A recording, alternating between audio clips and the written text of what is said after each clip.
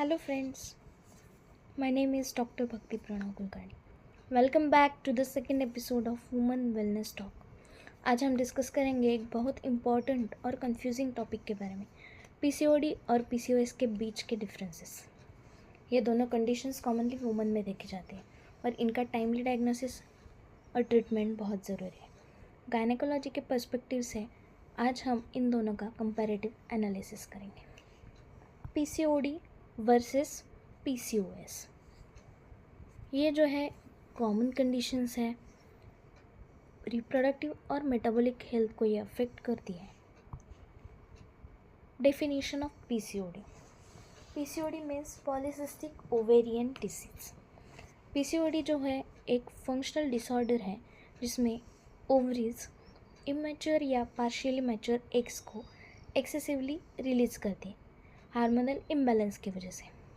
ये एग्स जो होते हैं ओवरीज में सिस्ट की तरह एक्यूमुलेट हो जाते हैं, जमा हो जाते हैं, जिसकी वजह से ओवरीज का साइज बढ़ जाता है। इसमें होता है ovarian dysfunction, excess immature follicles, mild hormonal imbalance. और ये जो है इसकी जो इटियोलॉजी है बेसिकली ये जो है वो लाइफस्टाइल फैक्टर्स की वजह से होता है। लाइफस्टाइल फैक्टर्स मीन्स हमारी आज के जो वुमन है उसे बहुत सारी जिम्मेदारियां हैं, वर्कलोड है, घर की जिम्मेदारी है, उसके वजह से वो खाना नहीं खा पाती, पुअर डाइट हो जाता है उसका। इस सब की वजह से, वर्कलोड की वजह से, घर के काम की वजह से वो जो है एक्सरसाइज भी नहीं कर पाती और बहुत सारा स्ट्रेस होता है। इसके कारण पीसीओडी होता है। PCOS means what? हमने पीसीओडी तो देख लिया, पीसीओएस क्या है? पीसीओएस जो है एक क्रॉनिक एंडोक्राइन डिसऑर्डर है जिसमें हार्मोनल इम्बैलेंस और सिस्टमिक कॉम्प्लिकेशंस होती है। Endocrine metabolic syndrome, PCOS means polycystic ovarian syndrome.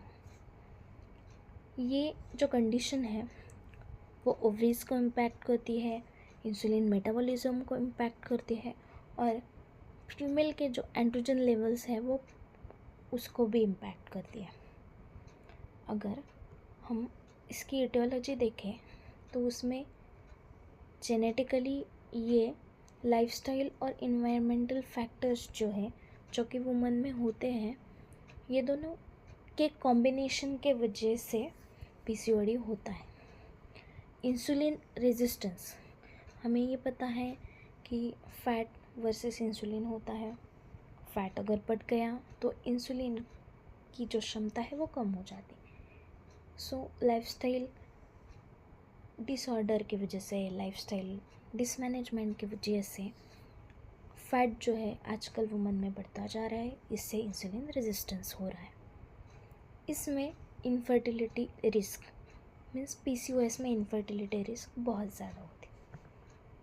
अब तो हमने तो ये देख लिया कि पीसीओडी क्या है, पीसीओएस क्या है। सो इसमें डिफरेंस क्या है?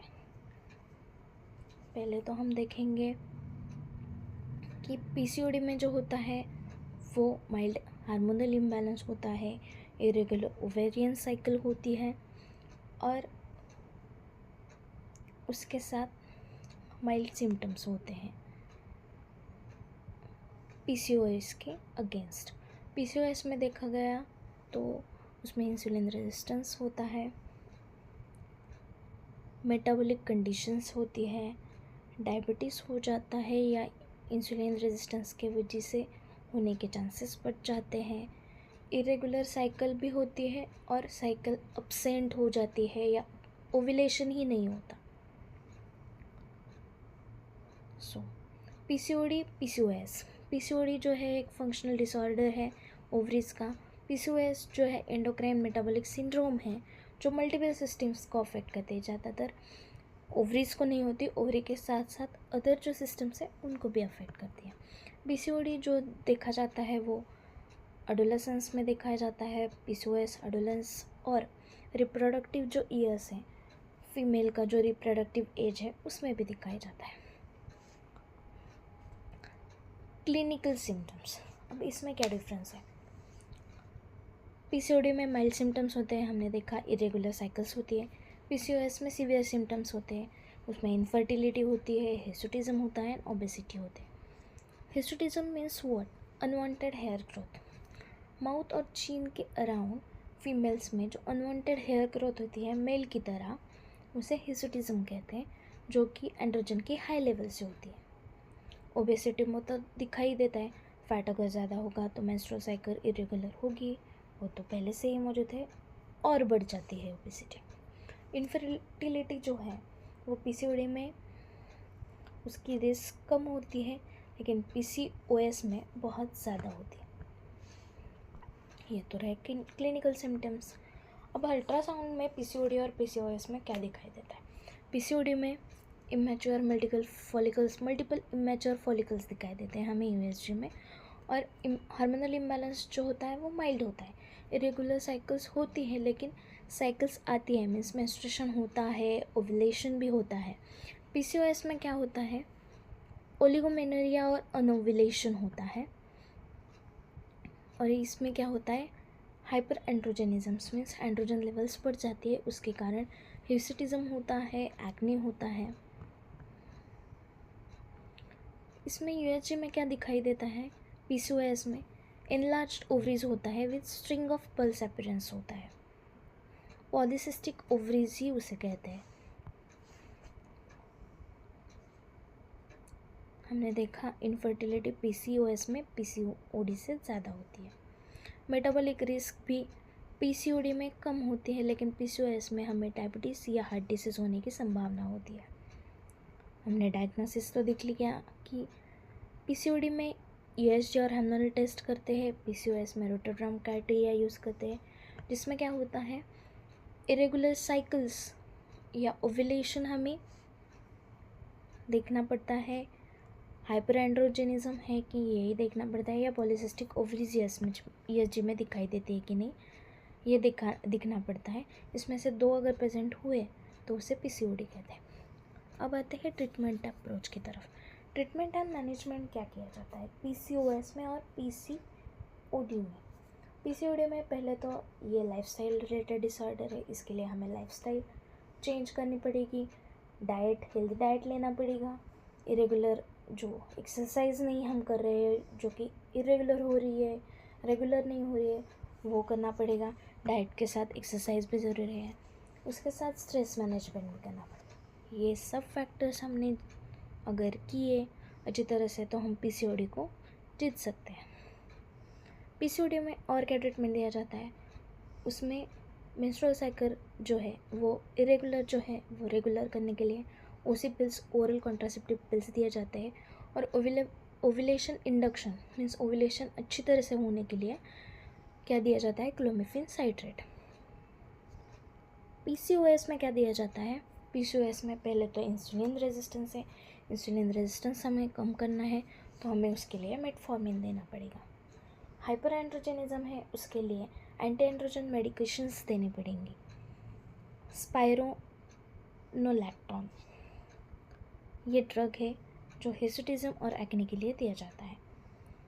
अब आता है lifestyle intervention, lifestyle management, lifestyle related जो भी है हम कर रहे हैं जो कि बराबर नहीं है वो तो हमें बराबर करना पड़ेगा। लेकिन पीसीओएस में क्या होता है? पीसीओडी में हम तो लाइफस्टाइल मॉडिफिकेशन दे सकते हैं, उससे उस फीमेल को ज़्यादातर मेटाबॉलिक रिस्क नहीं रहती, लेकिन पीसीओएस में हमने अगर उन्हें लाइफस्टाइल मॉडिफिकेशन दी तो मेटाबॉलिक रिस्क के हाई चांसेस रहते हैं, जो कि बहुत क्रूशियल हो सकता है। उस फीमेल को डायबिटीज़ भी हो सकता है, हाइपरटेंशन भी हो सकता है। इसके लिए बहुत सोच समझ के हमें लाइफस्टाइल मॉडिफिकेशन पीसीओएस में देनी पड़ती है। पीसीओडी और पीसीओएस दोनों ही जो है रोग वो हम उसको ट्रीटमेंट से अच्छा कर सकते हैं, ट्रीटमेंट लेके हम उसे जीत सकते हैं, लेकिन उसके लिए चाहिए पेशेंस। अगर हमारे पास पेशेंस है, ट्रीटमेंट है, अच्छा गायनेकोलॉजिस्ट है, तो हम पीसीओडी और पीसीओएस सबको जीत सकते हैं। अब आते हैं हम कंक्लूजन की तरफ। इस सीरीज़ में हमने देखा, इस लेक्चर में हमने देखा कि पीसीओडी और पीसीओएस एक दूसरे से बहुत ही अलग कंडीशंस हैं, लेकिन हमने अगर दोनों में ही अर्ली डायग्नोसिस किया, लाइफस्टाइल मैनेजमेंट दी, अच्छे गायनेकोलॉजिस्ट के पास गए, उसने जो भी कहा है वो किया, तो हम दोनों को ही ट्रीटमेंट से जीत सकते हैं। पीसीओडी में माइल्ड सिम्टम्स है, पीसीओएस सिस्टमिक कॉम्प्लिकेशंस है, इनफर्टिलिटी हो सकती है पीसीओएस से, इसलिए पीसीओएस में हमको स्पेशलिस्ट को दिखाना पड़ेगा।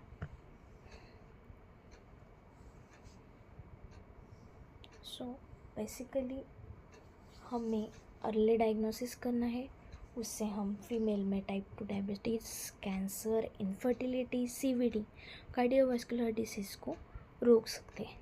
हमें तो पता है prevention is better than cure, इसलिए हमें अर्ली डायग्नोसिस करना है पीसीओडी या पीसीओएस का। अगर आपको ये वीडियो इन्फॉर्मेटिव लगी हो तो हमारे चैनल को सब्सक्राइब करें और अपनी क्वेरीज कमेंट सेक्शन में ज़रूर लिखें। Thank you.